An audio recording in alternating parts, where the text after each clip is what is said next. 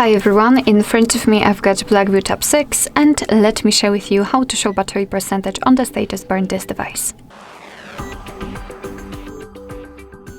So let's start with opening the settings and then let's find the battery.